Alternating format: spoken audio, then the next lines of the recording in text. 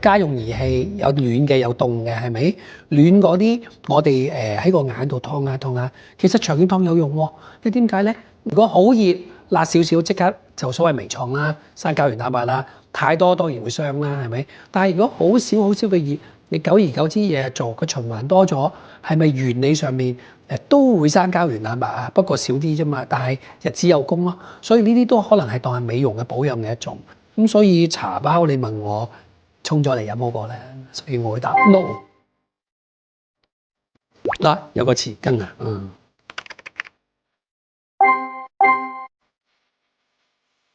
咁我覺得呢個先嗱，你要留意咯喎。如果腫咧，其實熱敷係好凍敷喎，因為血液循環咗。我哋已經喺好多年前有啲證據就係熱敷或者浸熱水或者好似人哋咁樣熱水缸咁樣，發覺個修復係好過就咁凍敷嘅。所以我通常都係講咧，頭嗰6至8個鐘、12個鐘，少凍敷對一啲傷口啊，或者腫脹啊、撞親啊、個腫啊，咁你仲凍敷係好。但喺後邊咧12個鐘打後嘅時間咧，其實你係熱敷越好嘅。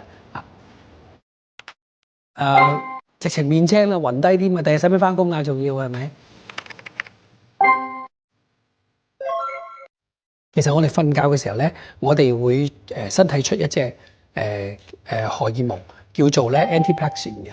咁咧呢個 antiplexin 咧會令到我哋咧就係咧個腎臟咧盡量唔去排水嘅，變咗咧就冇咁多尿屙啦，就流多啲水。而加埋你真係好多水喺度，就更加容易水腫。